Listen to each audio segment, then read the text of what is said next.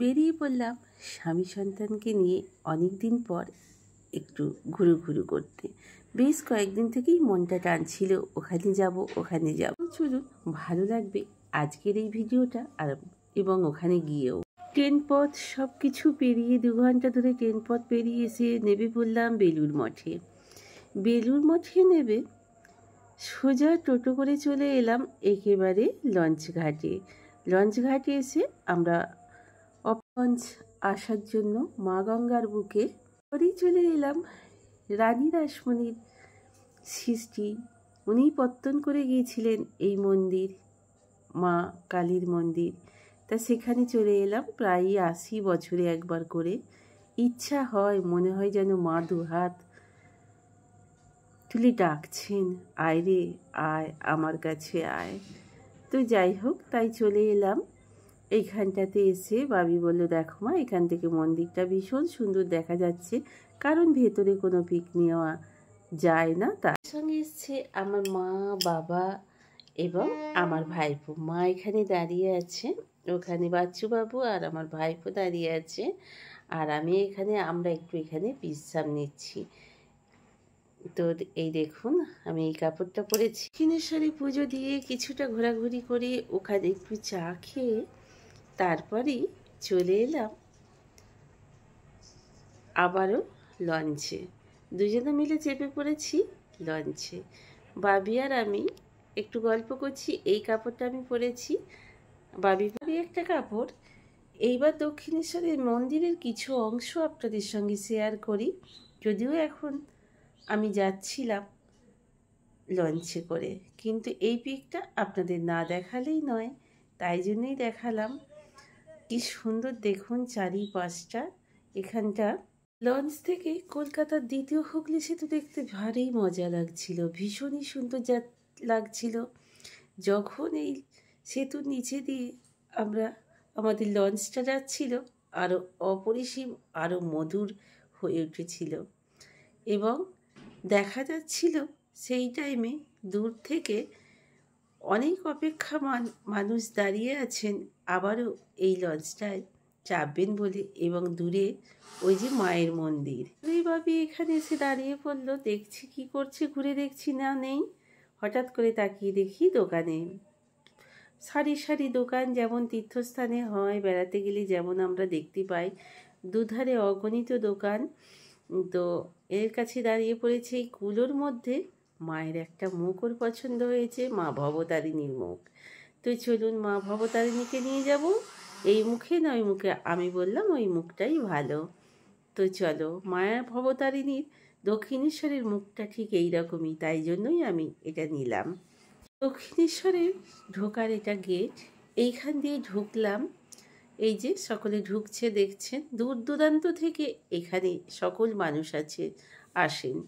রামকৃষ্ণের জায়গা এখানটা, আমাদের শ্রী শ্রী রামকৃষ্ণ পরমহংসদেবের মন্দির, মা ভবতারিণীর মন্দির, রানী রাসমণির মন্দির। তো এখানে অগণিত ভক্তা, শীতের এই টাইমে অগণিত ভক্ত আসে। তারা কি বলেন তো বন্ধুরা, আমরা এই টাইমটা এলে কি হয়, ঘুরে ঘুরে সব দেখতে পাই, তাদের ভালো লাগে। চারিধারে খুব সুন্দর একটা মন্দির, বিশ্রামাগার, সব কিছু রয়েছে।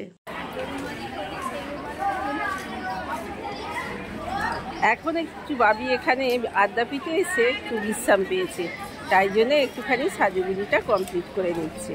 সাজুগুজুর মধ্যে হচ্ছে স্পেশাল হচ্ছে লিপস্টিক। আমার ভাইপো এখানে অনেকক্ষণ পর ফোন ঘাঁটতে পারিনি, তাই সে ফোন ঘাঁটতে শুরু করেছে, আর একটু টুকুর হাসতে হয়। আর আমার মা খুব হাঁপিয়ে গেছে, অনেকক্ষণ ধরে হাঁটা চলা যাতায়াত করে করে মায়ের হাঁটিতে প্রচুরই কষ্ট হচ্ছে, হওয়ারই কথা। তো মা আমার এখানে বসে আছে এবং ফোনে আমি কি বলছি সেটা সুন্দরভাবে শুনছে। তো যাই হোক, আর ওদিকে বাচ্চুবাবু চলে গেছে খাবারের জন্য কুপন কাটতে। এখানে এবার দর্শনার্থী কত দেখুন, বাচ্চুবাবু চলে এসছে খাবারের কুপন কেটে নিয়ে। এই যে এটা আমার বাচ্চুবাবু, আপনারা সকলেই জেনে থাকবেন, এটা আমার বাচ্চুবাবু দা, এটা হচ্ছে বাচ্চুবাবু দা। দেখুন কত দর্শনার্থী। ফার্স্ট টাইম যখন এসেছিলাম বাবা, আমি আর বাচ্চুবাবু, তখন কিন্তু এত দর্শনার্থী ছিল না, যেহেতু শীতের আমেজ পড়ে গেছে, ঠান্ডা ঠান্ডা ওয়েদার, রোদের জোরটা অনেকটাই কম আজকে অন্য দিনের তুলনায়। তাই আজকে দেখছি, বিশেষ করে আবার ছুটির দিন, বিশেষ করে স্পেশাল দিন, স্পেশাল ডে সানডে। তো দেখুন কত পুণ্যার্থী, কত দেখুন, আপনারা দেখুন। বাচ্চাও বলছে চাফা কিছু খাবে না, চাফা কিছু খাবে না, চাফা কিছু খাবো না। হ্যাঁ বন্ধুরা, এখনো পর্যন্ত 2 কাপ চাই খেয়েছি, খেয়ে কিছু ওঠা হয়নি। তো খিদেও পেয়েছে, কিন্তু বাজছেও অনেক। খাবার তো এখানে 11:30 থেকে শুরু হয়ে যায়। তো হ্যাঁ,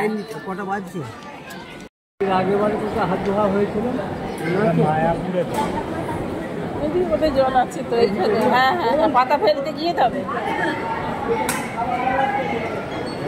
মায়াপুরে ভালো, আমরা দক্ষিণেশ্বর দিয়ে আসিছি। হ্যাঁ মায়াপুরেও ভালো।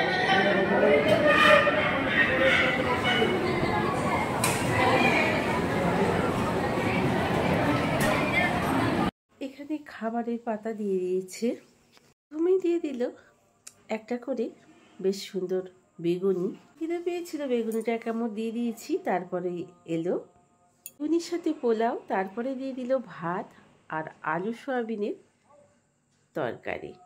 তো যাই হোক, ঠাকুরের ভোগ অমৃত সমান, সবাই দেখছি তৃপ্তি ভরেই খাচ্ছে, আমিও তাই খেলাম। সয়াবিনের তরকারি খাওয়ার পর দিয়ে দিল গরম গরম একেবারে খিচুড়ি আর একটা ছোলা কুমড়ো, মূলো, শিম সব কিছু দিয়ে একটা সুন্দর একটা সবজি তরকারি। অবশ্যই শেষ পাতে ছিল একটু সুন্দর একটা গরম গরম, সব খাবারই অবশ্যই ছিল গরম গরম, কোনোটাই যে জুড়োনো আছে তা কিন্তু নয়।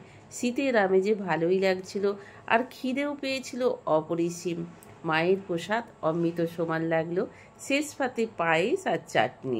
আবার আমরা টোটো করে চলে এলাম। এটা হচ্ছে আমাদের ভারতীয় তথা পশ্চিমবঙ্গের গর্বের স্থান, আমাদের হচ্ছে বেলুড় মঠ, যেখানে স্বামী বিবেকানন্দ এবং শ্রী শ্রী পরমহংসদেবের আরাধনার জায়গা। তো আমরা চলে এসেছি এখানে। এখানে 3:30 থেকে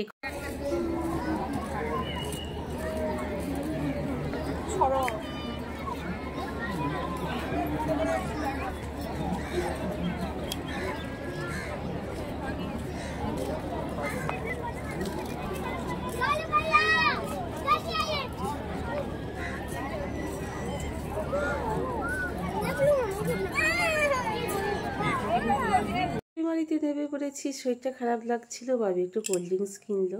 মা বাবা বইছিতে অলরেডি নেবে চলে গেছেন, এবং গিয়েই নেবেটে পড়েই আমাদের ফোন টোন করে দিয়েছেন। বাড়িতে ঢুকে গিয়েই আমাকে বললে এটা খেয়ে নাও মা।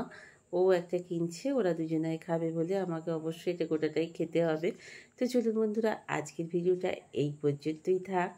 এই বাড়িতে গিয়ে বিশ্রাম নিতে হবে, আর পেরে উঠছি না। খুব বেশি ভিডিও আপনাদের খুব একটা বড় দিলাম না। আজকের ভিডিওটা অনেক অনেক ভালো লাগবে আপনাদের সকল বন্ধুদের জন্য। সকলে খুব খুব খুব ভালো থাকুন, সুস্থ থাকুন। প্রায় স্টেশনটাই ফাঁকা দেখুন। তো চলুন, আজ এই পর্যন্ত। বাড়িতে গিয়ে রান্না করতে কতটা পারবো জানি না, অবশ্যই রান্না করব, ভেবে রেখে দিয়েছি কি করব সেটা আপনাদের বলে দিই। বিরিয়ানি চালের ভাত, আলু ডিম ভাতে। তো চলুন, গুড নাইট।